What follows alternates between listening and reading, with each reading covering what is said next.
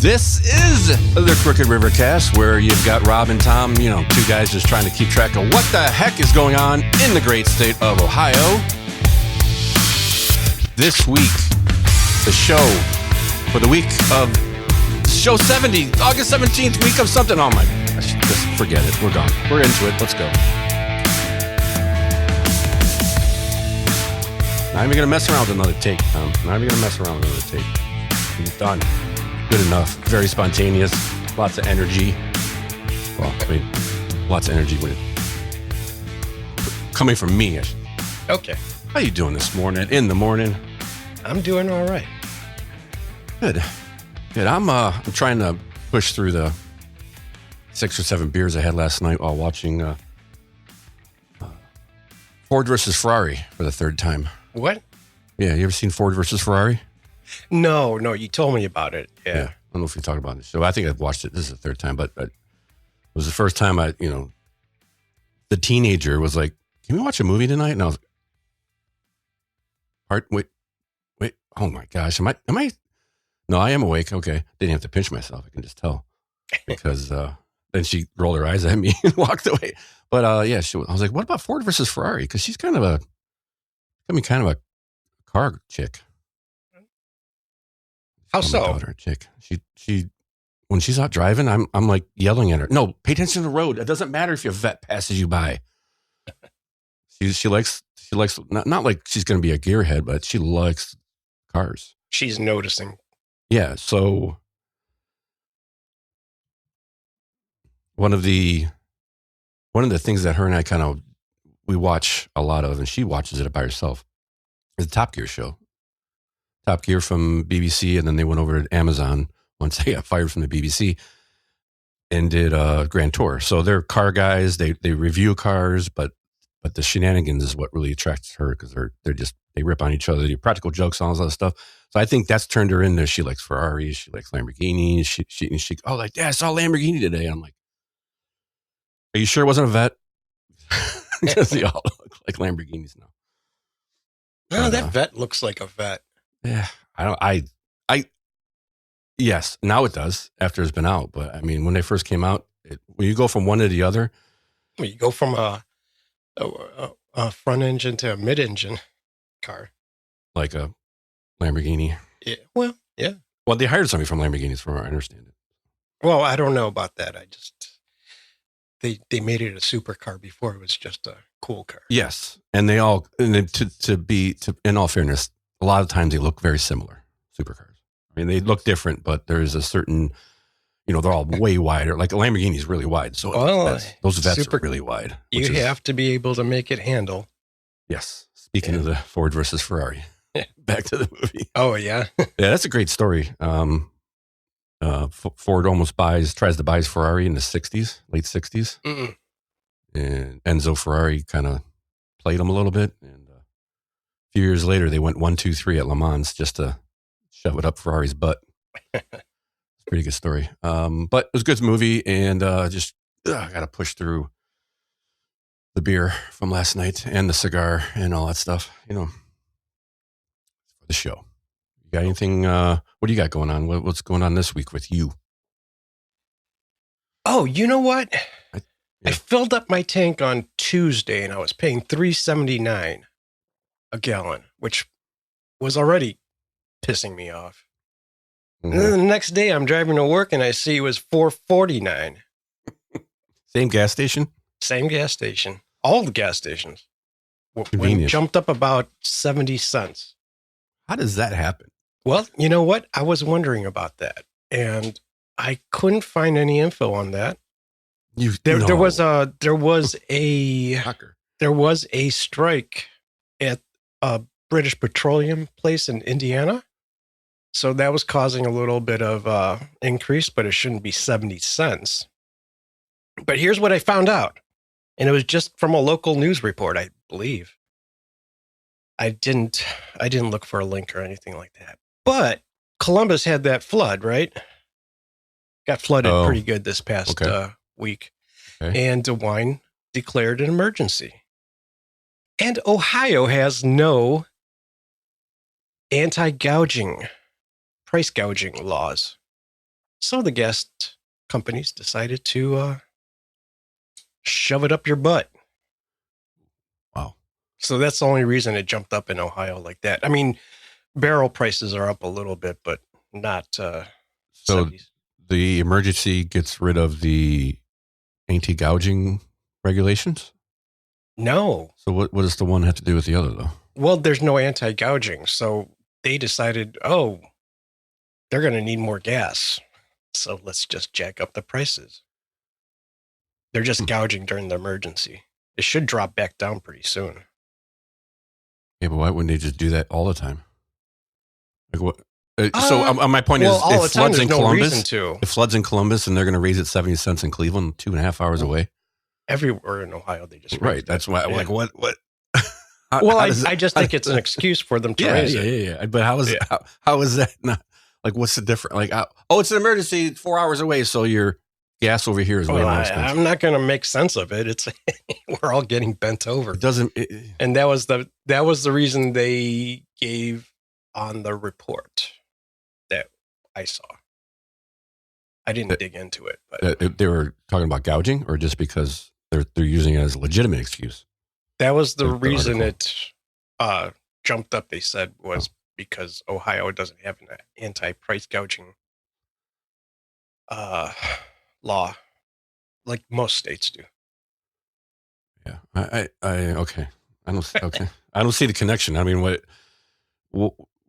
they could gouge you at any time, so the emergency gives them cover. I don't think it does. Is the point? No, it doesn't. Well, it doesn't at all. That's freaking retarded. Well, so my point is, come on, DeWine. Well, okay, blame our legislature. DeWine can sign something into law.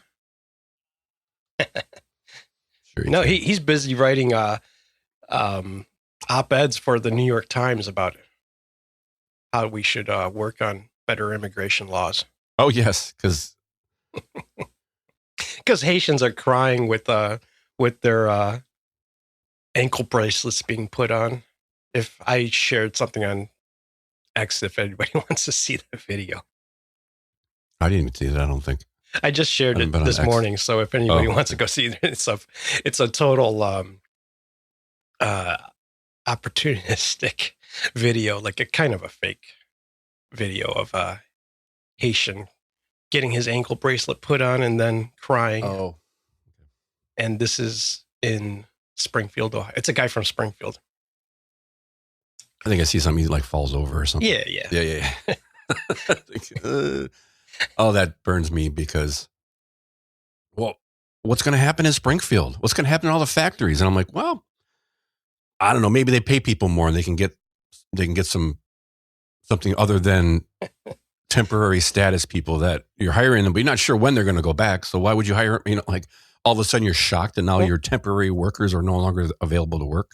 The video I shared is a little longer video than just him crying, or it's a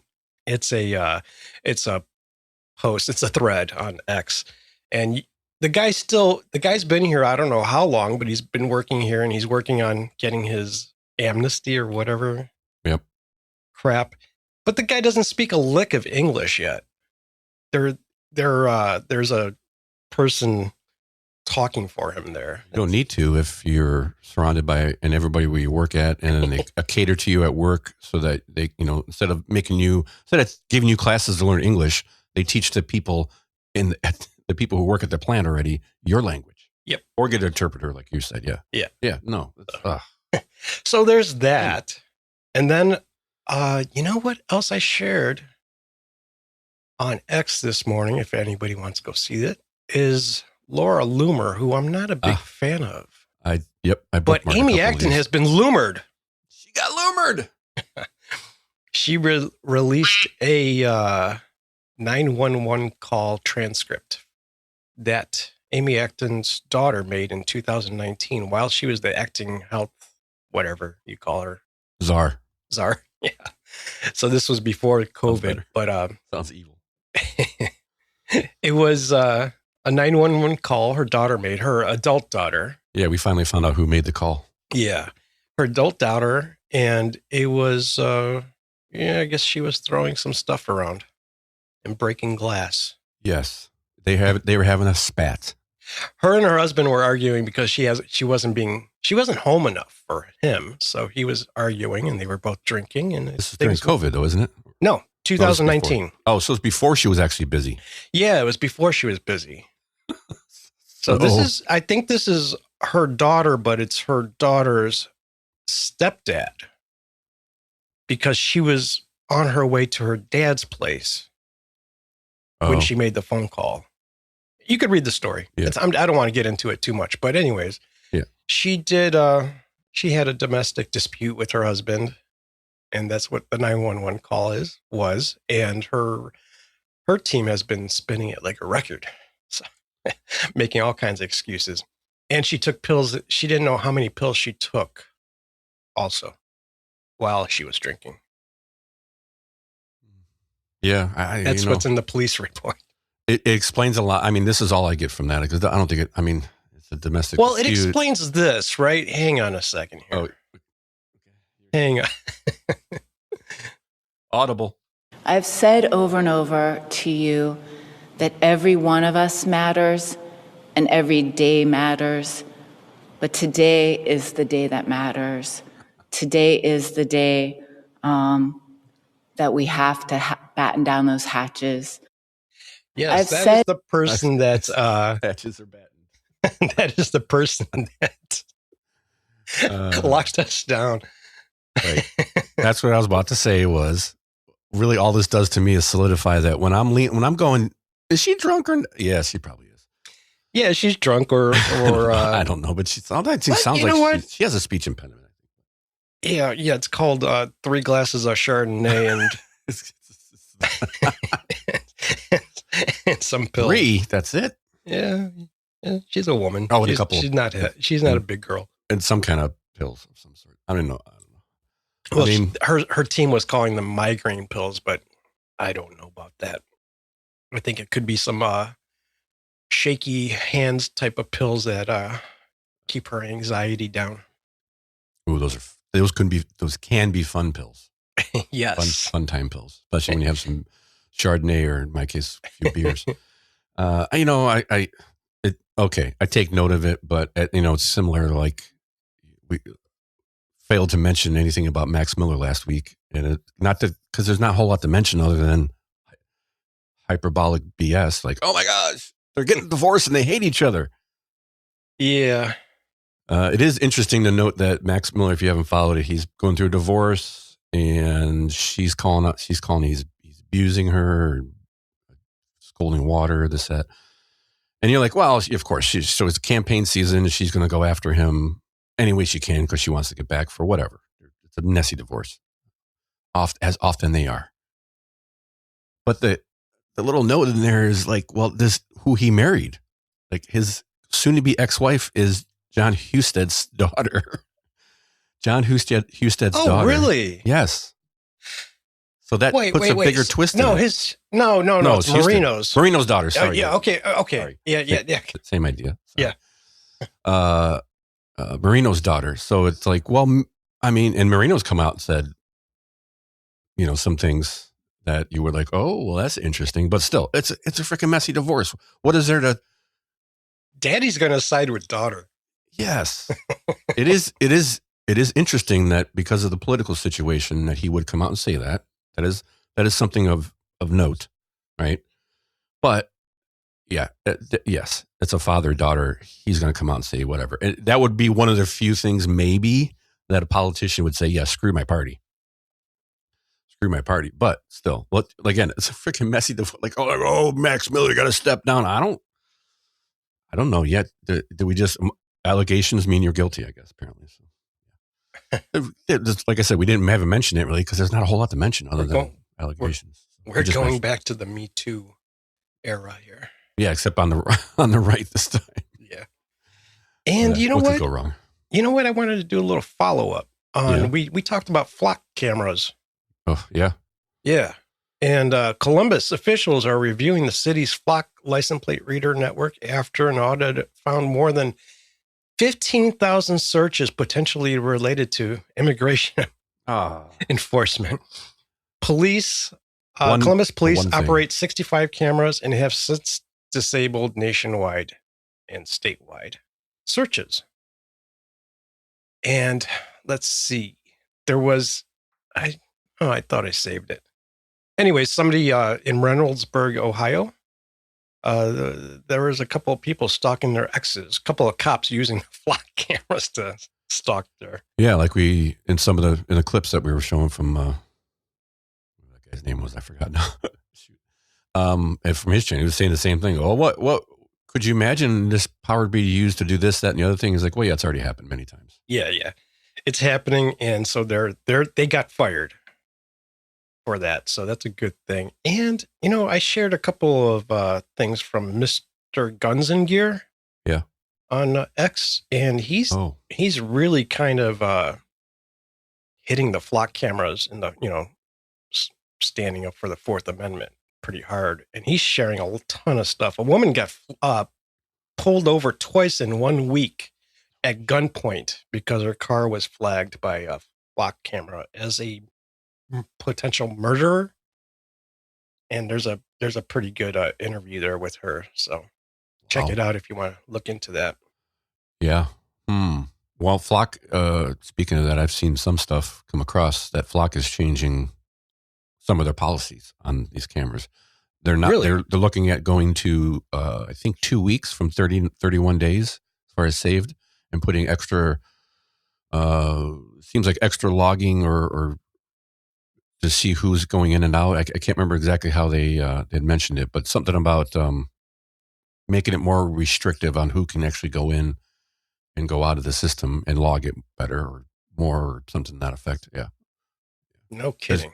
Yeah, they're trying to save their $1 billion company. Yeah. Yeah, you know what? There was a guy on Timcast on the IRL show that was really sticking up for flock cameras. Yeah, I saw some of that actually. It was hard to listen to because he just kept going back to things that make you, that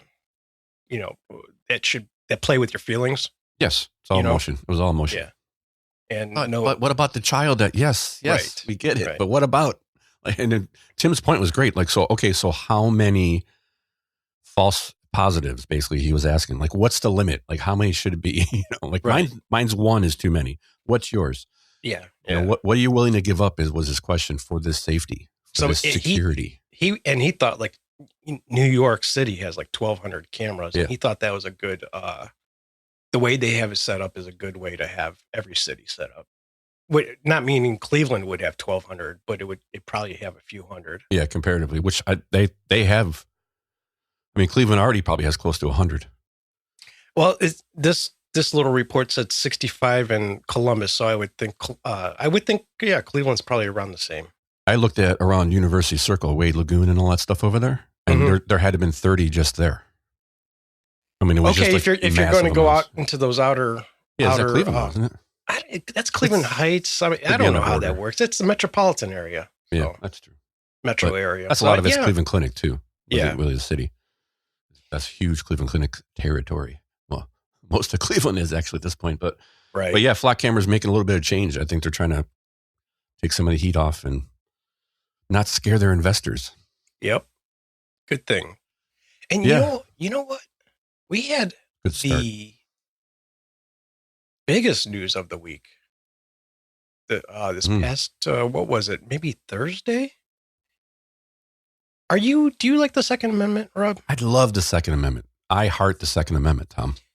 The Second Amendment had its biggest win in 92 years. Yes, it did.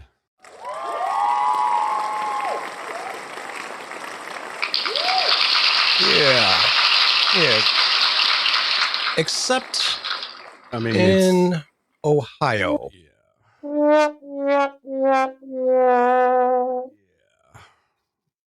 So what's Ohio's law? Pardon me? What's Ohio's law? Well, get into So let's see. I didn't pull out the law, but here's a breakdown of it, kind of. So the NFA items, short barrel rifles and suppressors are not NFA items anymore. They still are, but you don't have to fill out a Form 4, which makes you get fingerprinted and a mugshot. Right. And I think it gets sent to your local police that you own these items.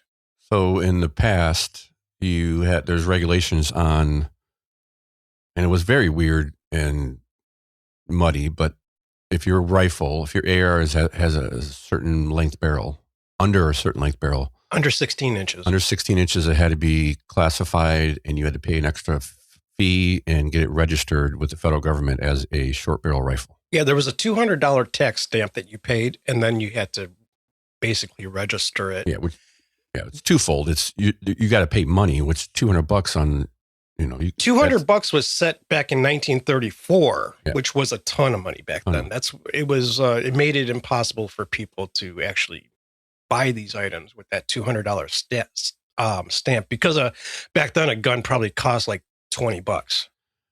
And that's one part. The second part, which is worse to me, is the registration, that you have to tell them, I have this gun, and here's the serial number.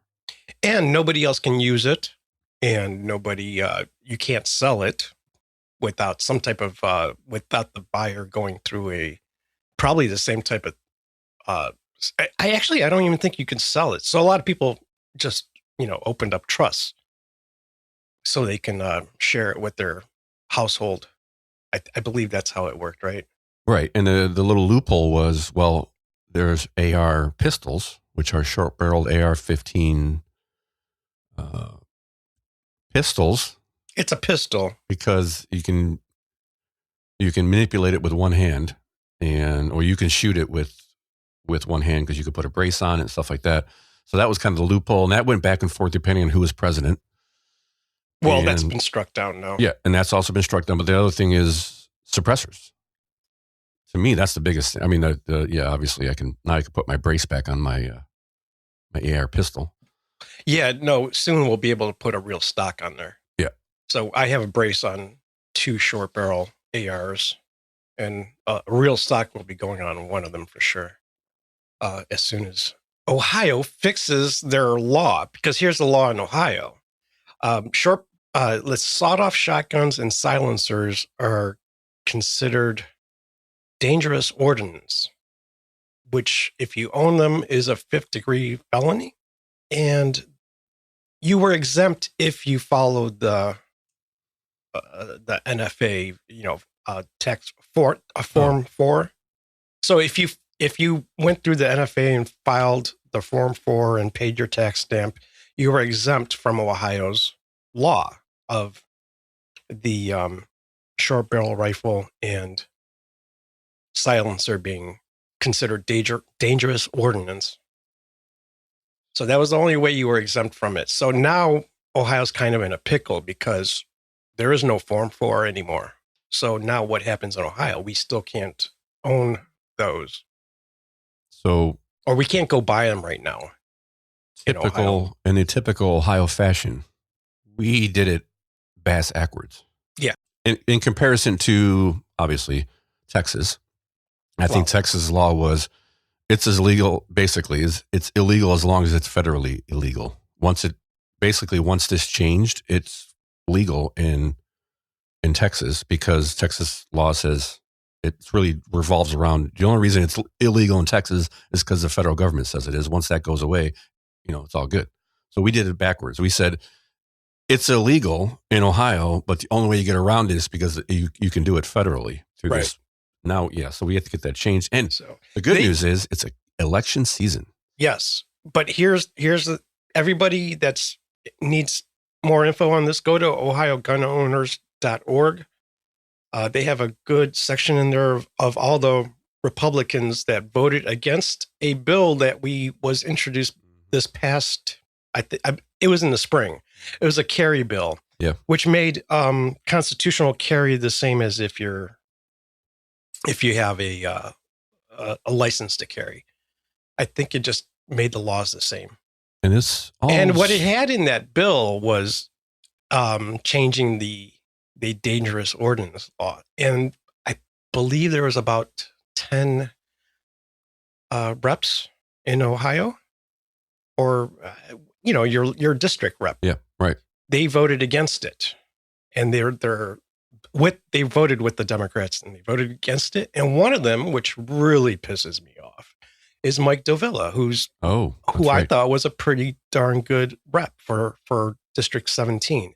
And he voted against that. So everybody needs to get on the OhioGunOwners.org. They have numbers to your local people that voted against it. And you got to give them a call. And they have, you could fill out a form to send a letter to them too. So anybody that wants their Second Amendment restored needs to get on there. Am I correct in understanding that has a lot to do with the Gun Owners of America lawsuit? Well, this was the Gun Owners of America and Silencer, not Co. I forget. Yeah, Silencer Store. There's a lot of people in it. Right now, what a judge in Texas called it unconstitutional. So anybody who belongs to gun GOA right now, Palmetto State Armory also. So if you could go to Palmetto State Armory and buy a short barrel rifle there, or you could buy a silencer from Silencer Store, and I believe the Silencer Co. So you're all covered from there, unless you're in Ohio. Yeah, yeah. But across the nation, I believe there's 15 states like Ohio, and then there's like about 6 or 7 states that banned those items. So they're shit out of luck. Yeah. But there are 27 states that you can just go to the store, Palmetto State Armory or Silencer Co., and just walk out like a regular firearms purchase with one of those items. It's a good reminder to go join the Gun Owners of America. Yes, shoot them $25 or whatever you want. It was a good reminder. I mean, like, oh crap, I don't think I've renewed in a minute. Yeah, yeah. And then go buy a gun from Palmetto State Armory, because that costs a lot of money to do all these lawyer stuff. So Palmetto, from what I can see, is a good company. I've done a few things with them, and they seem pretty good as far as. Yeah, they're doing it the right way. Yeah, I mean, they're actually doing their own stuff, and they make, I think, virtually everything in house in North Carolina except springs. Yeah, that's the last I heard. So that's pretty interesting. Anywho, yeah. Let's get on to the news of the day, Tom. Let's talk about the great topic of COVID again. And last week we talked to Amy and Amy's COVID response, what she had to say, what she did, and we figured this week we'll do some Vivek. Is it Vivek? It is Vivek, right? Vivek, like Vivek. That's right. Okay. Well, I have some evidence to say it might not be, Tom. We'll get to that later. But okay. So I don't know. To me, this is important, and it's come to my attention. I'm like, wow, I started looking at this a few weeks ago. Like, wow, this is really this dynamic here, COVID. And look, why is this such a big deal? And even you'll hear the news media going, well, I can't believe they're bringing it up. I think Ohio's in a unique position for this election as for the gubernatorial race, which is both these people were heavily involved in COVID. It's not just Amy, because Vivek was heavily involved. Amy has an excuse, right? Amy has an excuse? Yeah. Well, she was a health director. She has an excuse. Well, okay. Yes. Yes. she was, I mean, that was her job. So, right. Right. So, but Vivek, oh crap. Cake. Okay. I got to think of, cake. Anyway. So Vivek, it worked. He chose to be involved with it in a way that maybe some people didn't like. And that's kind of what we'll get into. And some of the stuff, we'll see what some of the stuff that he said at the time, and what he says now, and all this other stuff. So I guess we'll just start it off. So a lot of this, what I'm coming today with, is a lot from NBC4 out of Columbus. There's some articles on this, but they're all kind of revolved around, it seems, this news report from about 3 months ago, I think it is. And then there's another one from earlier this year. They're all about the same time. These first couple are from about the same time, but whatever. So this is a lot to do with the hypocrisy, I guess, is what they're saying. And we did hear a little bit about Amy. It's the same woman that interviewed Amy that we heard from last week, who's going through her, her record and what she said. And let's listen to the first clip here. NBC4 out of Columbus. This is hypocrisy. When you head to the polls this November to vote in the race for governor, how likely is it that you will make your selection based on how the coronavirus pandemic was managed? Of course, that was 6 years ago. Democrat candidate Dr. Amy Acton says she is proud of her time as Governor DeWine's health department director. The Republican candidate, Vivek Ramaswamy, is critical of decisions made back then and insists Acton's judgment in 2020 and what he calls her failure to rely on scientific data is a valid topic on the campaign trail in 2026. And now questions are emerging about Ramaswamy's role in fighting COVID and the positions he adopted at the height of the pandemic. NBC4's Colleen Marshall joins us now to take a look at this. You're going to be hearing so much about this in the coming months.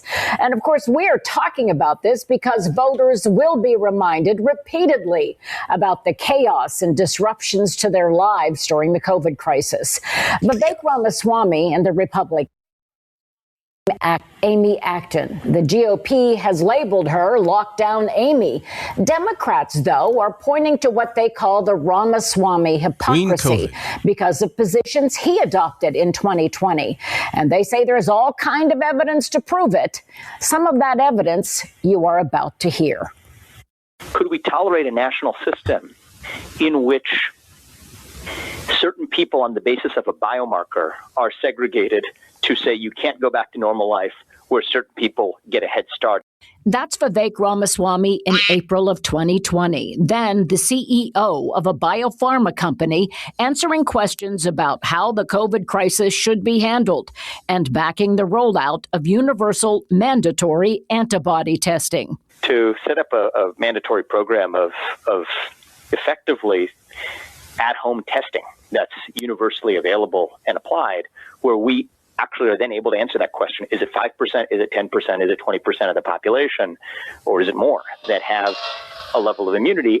Ramaswamy envisioned allowing those with natural immunities or antibodies in their system because they already had COVID to return to normal life, while those still at risk would remain in lockdown. Those mandated to stay at home would then be first in line for an eventual vaccine. Hold on, we'll stop this. I just lost my spot. Wonderful. So just in comparison, what they're trying to tell me is, so Vivek had I'm not sure I like those comments too much. Do you? I mean, no, but you have to go. No, no. His idea was terrible, but you kind of have to go back to that time and what we were dealing with. Yes, that's my point. And in comparison, what Amy was saying was lock everything down. Nobody can leave until we get a vaccine or some sort of therapeutic treatment that will never come out because we need emergency authorization. So, okay, not the greatest, but also really in comparison with what a lot of people were saying. And are they shocked because of the hypocrisy or I'm more looking at it and listening, you'll hear a couple more of that. It's like, I'm shocked that he would consider this level of government overreach. I think they actually are just shocked that he changed his position. You know what I mean? Like they thought this was a good idea. Like doing what he's saying would be a good idea. They mean the media and some of these people in this report, you're going to hear a different guy coming up later. And it's not like they're like, oh, well, he's just an evil big government guy. They're like, well, he changed his mind and that's not good. Yeah, you're right. See if I can find my spot. Pharma company answering questions about how the COVID crisis should be handled and backing the rollout of universal mandatory antibody testing. To set up a mandatory program of effectively at-home testing that's universally available and applied, where we actually are then able to answer that question. Is it 5%? Is it 10%? Is it 20% of the population? Or is it more that have a level of immunity? Ramaswamy envisioned allowing those with natural immunities or antibodies in their system because they already had COVID to return to normal life, while those still at risk would remain in lockdown. Those mandated to stay at home would then be first in line for an eventual vaccine. it would be a waste, arguably, to vaccinate somebody who already had immunity. And I think that the only way to really ensure that we're sending the right people back to normal life now versus the people who we keep in shelter-at-home mandates is on the basis of individual testing for immunity. So in 2020, he was talking about stay-at-home mandates and required testing. Critics say that sounds a lot like what Governor DeWine and Dr. Acton were doing back then, the very thing that many Republicans now call government overreach and an infringement on individual freedoms. Ramaswamy's Yes. And Amy calls it a great and something great and proud of. Right. So this is what you get for changing your mind and looking at the facts as they come out, reacting to them. And then as more facts come out, you react to those, and sometimes it changes. I got to say, not to give them too much credit, but I'm just... No, the idea, looking back at it, is like, oh, that's terrible. But, at the time, you're kind of like, well, okay. At least he was considering people with natural immunity. Yes, and that's... Thank you. There was that, and there's Amy also... wasn't. No, she wasn't. She said it doesn't matter. She was on the boat of, it doesn't matter what you have, whether you've had it or not, you got to stay home. Remember when they said you couldn't spread it or catch it if you got the vaccine? Yeah. Okay. Yeah. Meanwhile, I had it pretty early on and never got the vaccine. I've had it like once. Maybe I've had it twice. Now the people that I know got vaccinated have had it more than a handful of times at this point. So I've had it once. And probably the only reason I've had it once is because that's the only time I ever tested for it. Well, yeah, same here. I don't know if the second time was questionable. Yeah, that's a whole nother rant. I could go on and people, I'm not feeling well today, but don't worry, it's not COVID. Like, oh, thank you. I want the other germs. COVID, I don't want. Everything else, bring it on. You know what? I kind of bitched the person out at work that took a couple days off because of COVID. And I'm like, you got tested? And I, he got tested because he did go to the doctor. Yeah. So he didn't really care. He wouldn't have gotten tested. If he didn't do an at-home test. But those are the people that really. Yes, that's what don't worry. I'm like, you still got tests? They still test? They have those things? Oh, yeah, I got a bunch of them. I'm like, oh, yeah. All right, so let's continue a little bit more. See what else we got in this. So yeah, I mean, I know they're not great. It doesn't look great, and he is walking a tightrope here. He was trying to find a solution without with the least amount of government overreach. Yeah. If you ask me, at the time of massive government overreach, right? It still is, but it's not as bad. Yeah. Which it's like looking back at it, it's like, okay, that was retarded, but you know what? Everybody else was like super retarded. I have a question. Yeah. If a mentally handicapped person is late for class, are you allowed to call them tardy? Well, we are in the era of being able to use the word tard. Depends on when you were talking. 5 years ago, 10 years ago, maybe not. Anyway, all right. Woke one was crazy. I digress. Yes, it was. Company made more than $2 billion on vaccines, and he even supported government-mandated testing to find out the rate of immunity. The only way to find out is to roll out broad-based antibody testing to the population. In a phone call to me, Ramaswamy insisted his position has never wavered. He said his opponent failed to understand the scientific nuances of COVID, saying the question Amy Acton needs to answer is why she never was able to draw distinctions between those who were at high risk and those with natural immunities. And he said when the legislature required her to draw those distinctions, she did not do the hard work. She quit. This was Ramaswamy on election night. I was just going to say, how did she get a chance to make those decisions? Was she gone by then? But apparently not. Gall. The temerity to wear a white coat and signify to the public for hours on end that you were a scientific authority without actually drawing those basic distinctions that were actually guided by science reflects an utter laziness and abandonment of responsibility that our public deserves in our leaders. Yeah. Now, I've talked to sources who were close to the administration when the COVID decisions were made back then. They say the scientific data, the distinctions Ramaswamy is talking about would have required mandatory testing, then a government registry of your antibody status, and segregation for those who did not have immunity. And there was no support for that kind of government expenditure or control back then. In a statement, the Acton campaign tells me, while Vivek Ramaswamy made billions of dollars off of COVID-19 and wanted to segregate Ohioans based on their vaccine status, Dr. Acton is proud of the work she did alongside Governor DeWine to put public health over politics, save lives, and keep Ohioans safe. Basically telling us, if I had it all do all over, I'd do it the same way again, just secretly or something. Fake cake. Okay. Yeah. So, not great. Just jumped the tracks on my thought process. Well, okay, not great, right? Yeah. But who was great at that time? I mean, considering, like, let's just talk about March and April.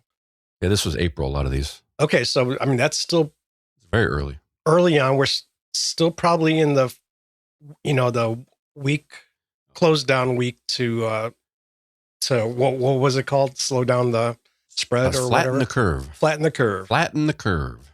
And so everyone was just trying to think of something, and his was actually the least intrusive, if you ask me. I mean, they were literally about to fire people for not being vaccinated.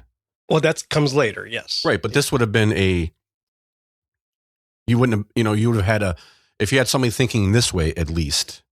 Right. To some extent. He's not just thinking only vaccine. He's also looking at immunity. This was one of the biggest things, especially when he went into 21, was like, dude, what about the people who've had it? Mm-hmm. Even before I got it the first time. Right. Like, what about the people who've had it? You still have to get a vaccine. What? I have better immunity. Nope, still got to get a vaccine because we got to flatten the curve. And because that was really early on. It was before the vaccine. But that was, I'm trying to remember. I think you pulled me back from the brink because it was, I think after the first 2 weeks to flatten the curve, they were like, we need another 2 weeks. And you and I were texting and you're like, and I was like, yeah, but it's just another 2 weeks. You're like, yeah, well, what happens when it's another 2 weeks and another 2 weeks? Something to that extent. And I just went, oh crap. That's, he was like one of those like, oh shit, smack in the face. Like, yeah, this is where they're going with it. It's just going to be a continuing 2 weeks. And that's kind of what it was. Well, not federally, but that's what happened until we got rid of Amy Acton, right? Oh, the state legislature opened everything back up. Overturned DeWine's emergency order. Right. First time ever. Right. That's happened. And it's, and especially from your own party. Everybody was screaming and he, DeWine just couldn't, he just kept. Like a true rhino. Oh, yeah. Right. Yeah, I kind of remember that. I was like, well, 2 more weeks, that's okay. And I probably did say, well, we can't have any more than that. Because with the first 2 weeks, you were worried about like the businesses, right? And I'm like, oh, that, with government backing, that could be saved. After, and then the second 2 weeks, I was kind of like, oh man, that's too much. Then they had a curfew. Yes. Yeah, the bars. Oh my God. Thank God I didn't own a bar. And thank God I closed my photography business just before this happened. Yeah, that would have been a nail in the coffin. Yeah. I remember being surrounded by 4 or 5 people at work at my desk because I was arguing that the curfew, that's bullshit. And it's akin to martial law. And they're like, oh my God, you can't, it's martial law. And they're all I go, what's the first thing to do in martial law? There's a curfew. You can't go out. I mean, there's a whole bunch of other things, but one of the biggest things about martial law is there's a curfew. It limits where you can go. I'm like, hello? Yeah. I go, we're almost there. Oh, oh my gosh. Yeah. And remember they had videos of a woman in the bleachers all by herself with no mask on getting arrested. And they're like, well, yeah. And one of my coworkers was a part-time cop. And he was, oh yeah, we grabbed it. I'm like, dude, I was like, are you serious? I go, I go, when are you going to get the trains rolling up? He had no idea what I was talking about, obviously. The church is being closed. Our right to assemble was gone. It was terrible times. Now, the church thing? I've recently seen information. Was that a mandate by the state, or was that just what churches were doing? In Ohio, I don't. In other states, it was a mandate. Yeah. Yes.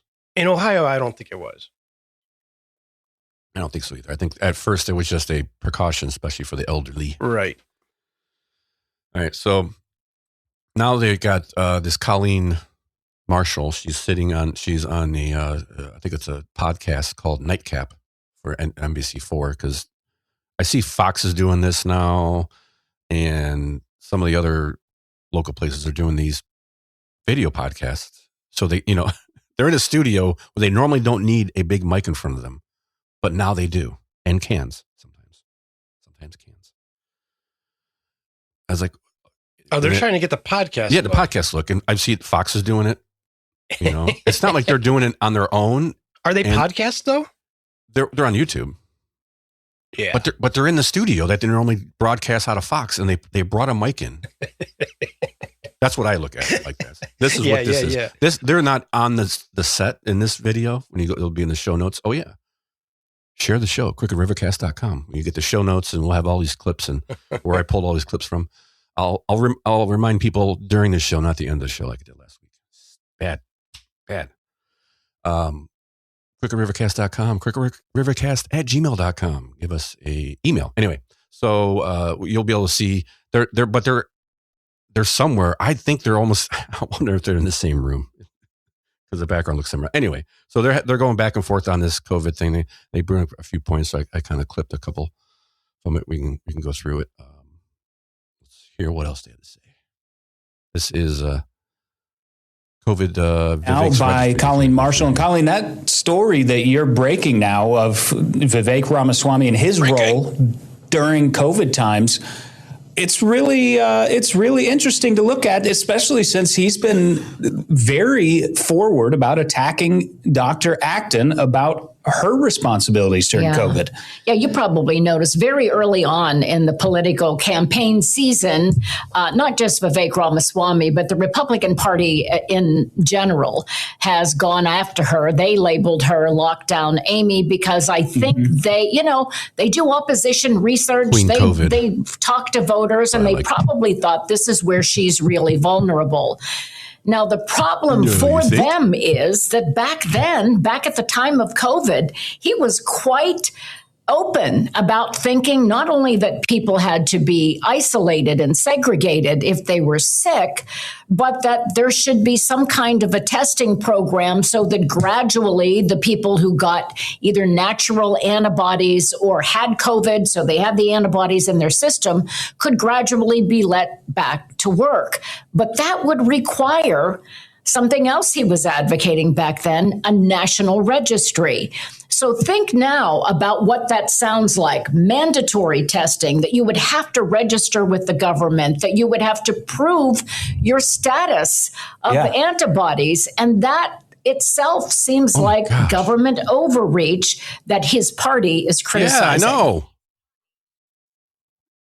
Again, are they criticizing the government overreach? Or are they criticizing his hypocrisy? I can't tell, because it almost feels like at one point she's shocked that anybody would want this. There was no, as she said in the last clip, there was no, I should say no political capital or whatever, no motivation to have this much government overreach.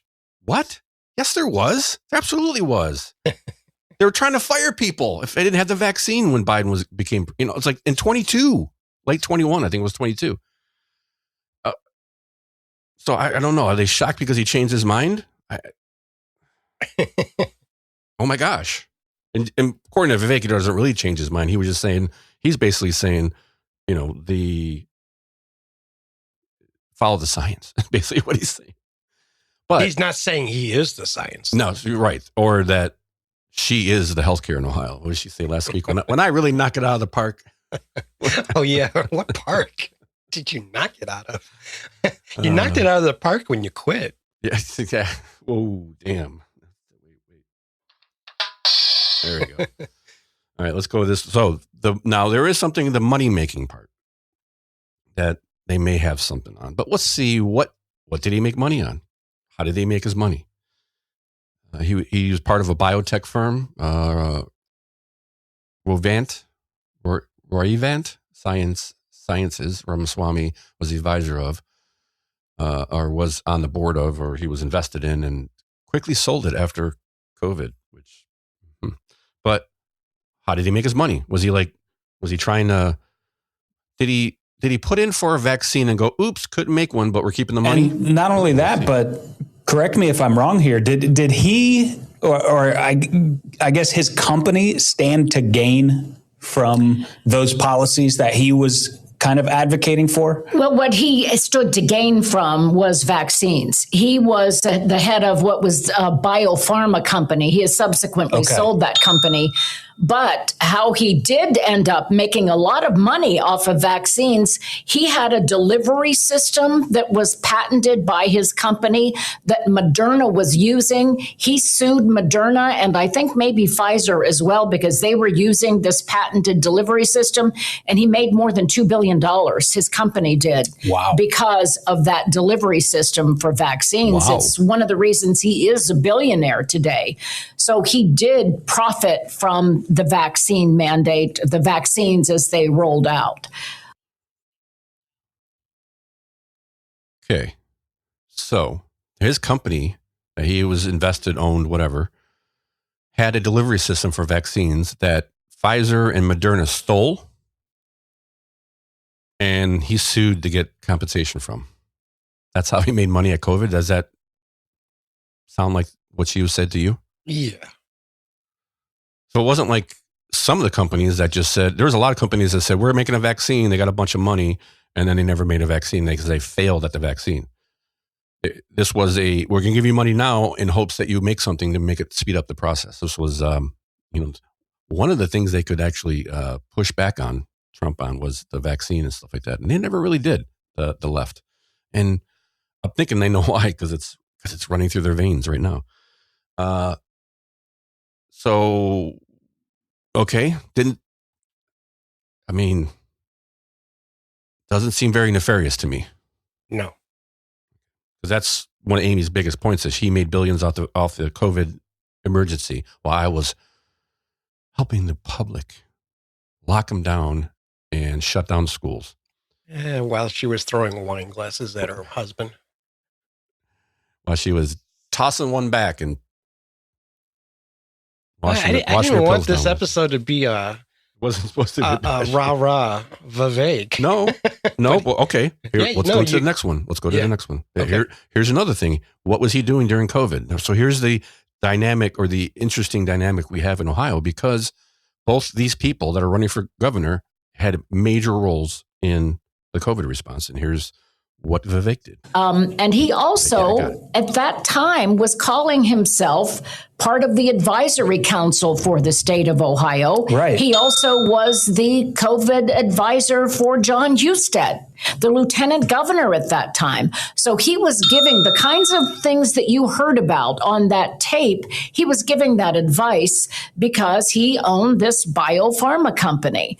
And people were turning to him and saying, what's going to happen? What will be the consequences? What is the private sector role in all of this? So he was out there pretty publicly talking about how to control COVID. So in one ear, and on one side, you had DeWine being advised by Amy Acton, and the other side, you had the lieutenant governor, the vice governor, basically, being advised by Vivek. And they're close in what they were advising on. But I think that's one key thing here, is he was at least looking for options other than vaccine. Right. And kind of that's where I stood. I go, I get the vaccine, everybody, because I had people coming up to me, are you going to take the vaccine? I tend to stay away from version 1 for things like computers and phones. I'm thinking the same thing for vaccines. Yeah, no kidding. And he was thinking, well, okay, vaccines and immunity. I don't like the testing part. That's all BS. But that doesn't, Yeah, there's testing for antibodies, not for if you're sick. Right. So it's not quite as still not great because he's still talking about segregating and keeping people home. No. It was still, looking back at it, it's a terrible idea, but for that time, it's kind of like a way better idea than what the opposite was. The opposite side was. It had some nuance. Yeah. All right. Let's see if we could see if we can get through this next one here. Yeah, so Vivek, so now he said, she said stuff. So let's get a little bit more from these two. So he's attacking Amy Acton for her role, and he's blamed her for the COVID shutdown in the state of Ohio many times. And several times Governor DeWine has come out and said, look, that was my decision. She was part of the process, but that was my decision. Yeah. But the whole time he is also kind of involved in maybe not the same decision making, but he's also talking to advocate. Yeah, he's talking to people about what's going on in COVID. Why are we just now hearing about this? Why isn't it public knowledge that, hey, he was also an advisor here? Well, if you talk to him, he will tell you that his stance has never wavered. He will tell you, I always was calling for a distinction of who has the antibodies and who does not. But his role in all of this as an advisor to people in the state, as somebody who was out there pushing COVID policies, you might have trouble finding.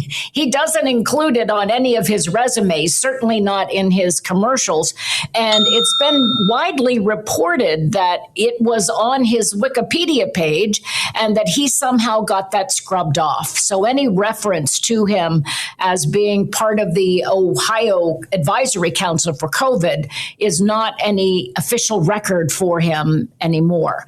Now, he insists, though, and we have to be clear about this because I spoke with him about this last week. He insists that his position has not wavered, that there was a distinction to be made, and that as the health director, she should have figured that out.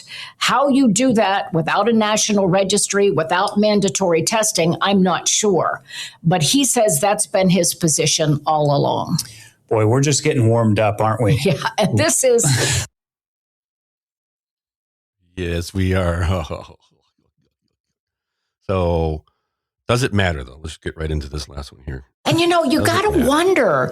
I would be interested to see some recent polling on whether or not voters care about how COVID was managed 6 years ago. I don't think it's the number one issue right now. People can't buy gasoline.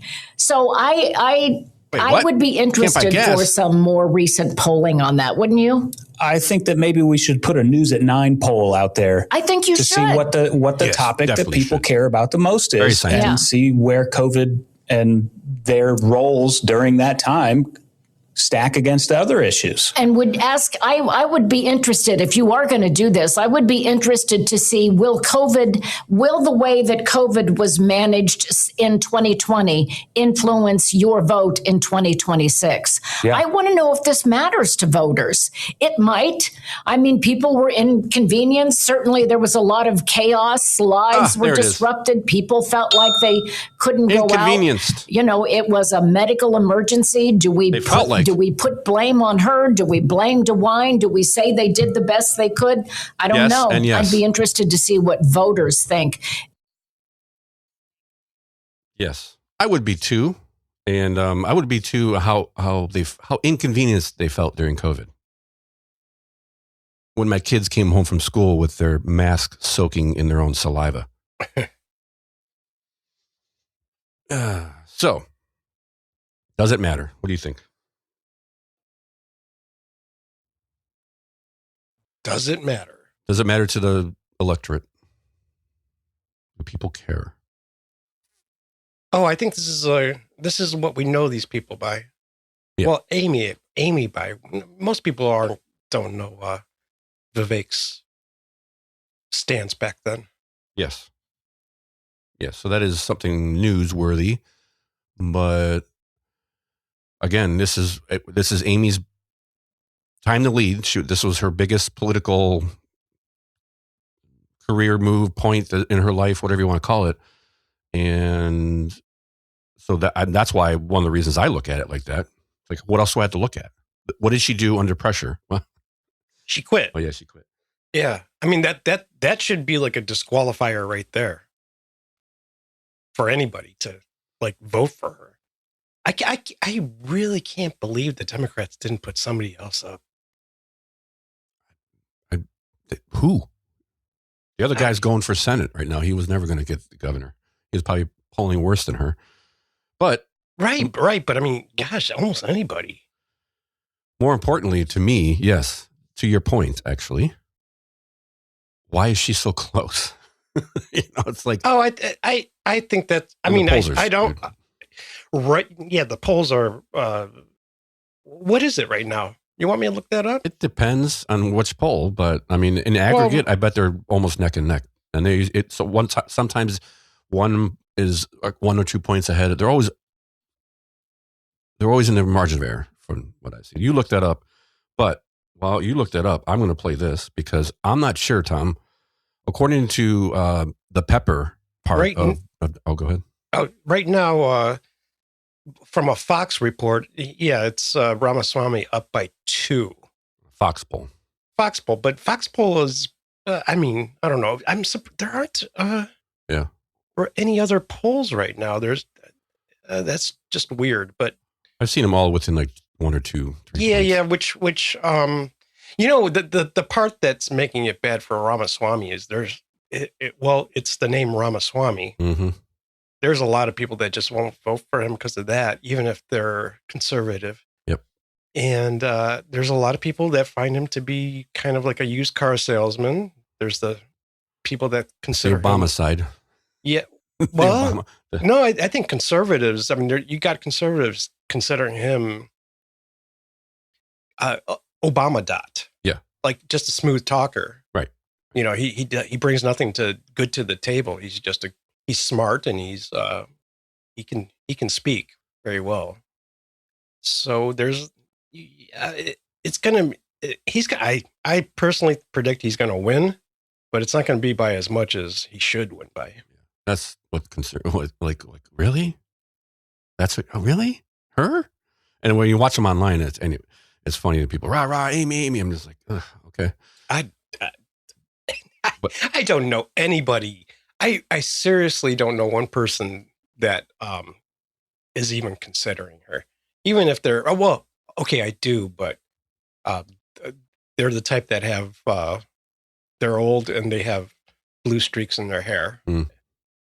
Yeah, they're going to vote for her because it doesn't matter who. It just if there's a D there, they're going to vote. What? I think it has a lot to do with it. So of course her lieutenant governor pick is David Pepper, and I'm not sure when this video came out. It has to be relatively within this last year. I think he's got this Facebook reel.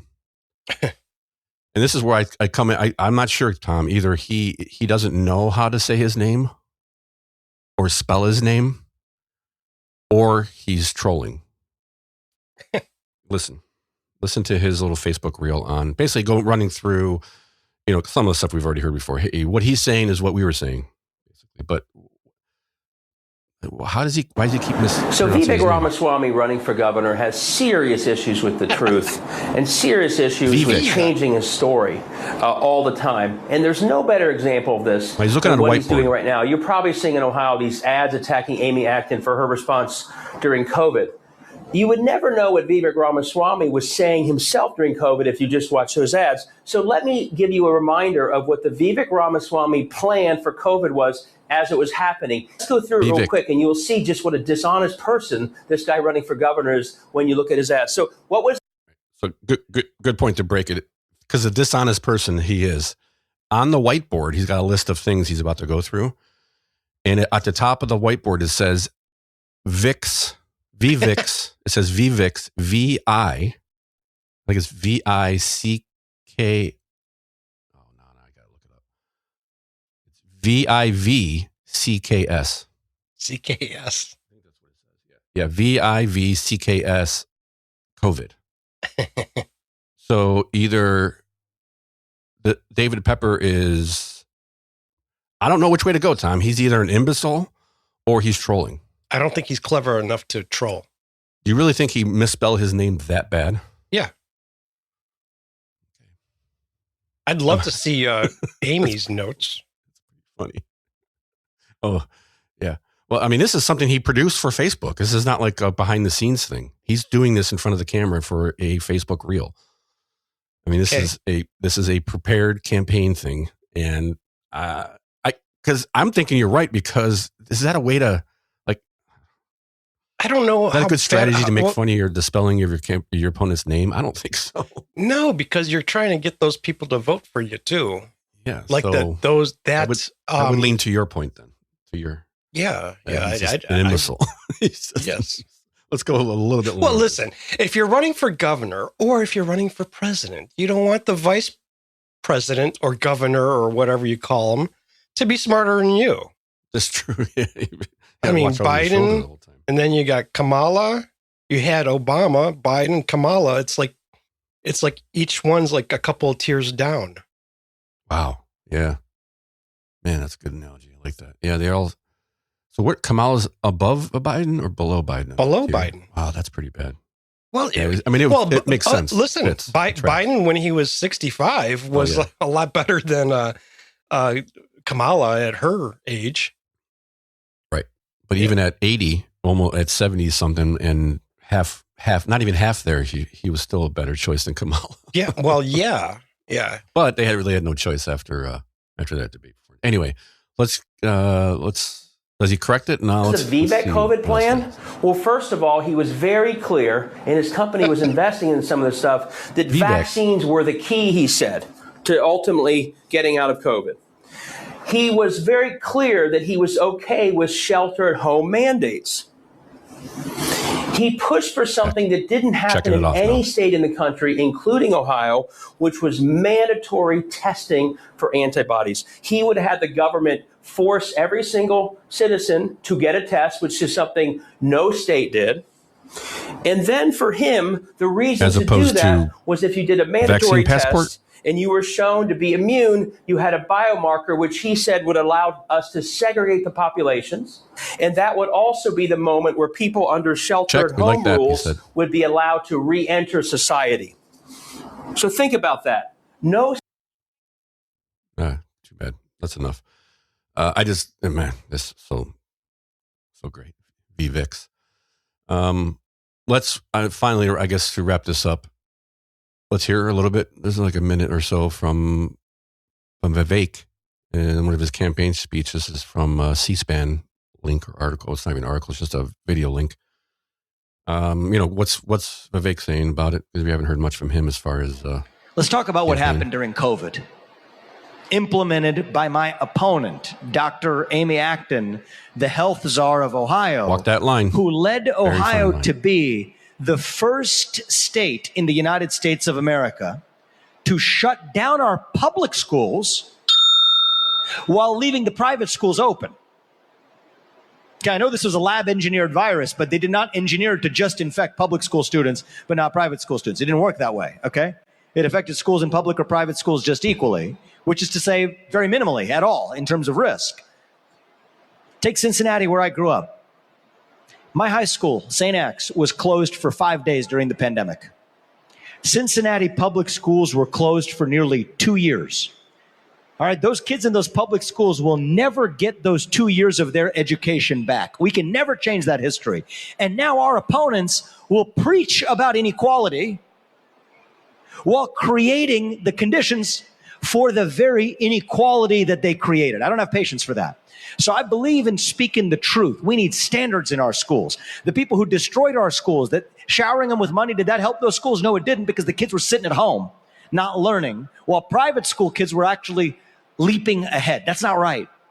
And so we will fix that on my watch. So am I confident that we will be able to deliver the biggest property tax cut in the history of all? Yeah. Blah, blah, blah. Yes, he's confident. He's going to do it. Trust him. And, that's definitely, see, when I hear Vivek speak, I can whine and cry about it. He's a little polished, that was actually pretty good, that one. No, that wasn't but definitely not drunk. I know that for sure. Definitely not drunk. And Amy, I'm not sure. Go either way most of the time. And I don't know. You got anything else? No. You covered it.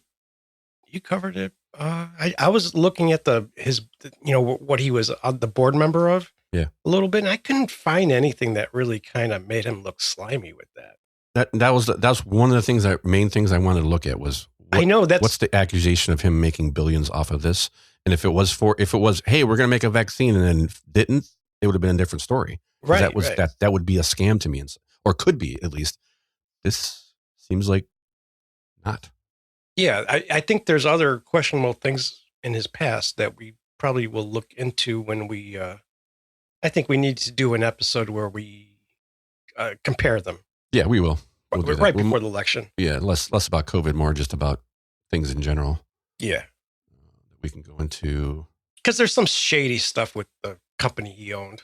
Sure, and how he got in, got out of it, how he made his money, basically. Yeah. But it seems to me like they made this technology and patented it, and then COVID came, and the drug companies were like, "Oh, we'll take that," and then he had to sue to get paid for whatever the company invented. It was like, anybody was a slime ball. It was the big pharma companies at the time. Well, that's a given. Not to say his company was his angel or anything. I don't know, but yeah. So that's when I was like, oh, okay, figures. You go past 2 paragraphs in an article and you go, oh. So I had to listen to 20, 30 minutes of video content to get to that. Mm-hmm. And I don't think any other thing that I read and mentioned got into that detail. Actually, thanks for doing that. Because I didn't catch that either. Yeah. I mean, good for them. I mean, that this News 4, the NBC, props to them because they I didn't expect them to bring up anything that was pro Vivek.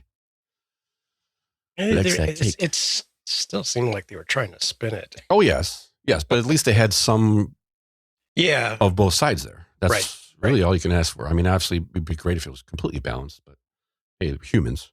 But that's the biggest thing I took from was are you upset about the mandates? Or I think because he really like those things. I can only imagine.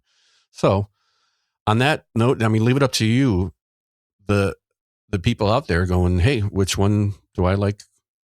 How they handled it better. It's, again, a unique position Ohio's in, and that we have 2 people that were so involved. I mean, literally, I envision Vivek on one shoulder and Amy on the other shoulder during COVID, and one going, no, do this. So it's really not, they're not that far off, but there's some nuances there that I think are pretty important to distinguish. So, which we did. Yeah.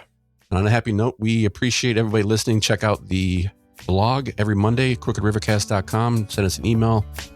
Tell us what you want us to talk about. Share the show with your friends, crookedrivercast@gmail.com. We will talk to you next week. Peace.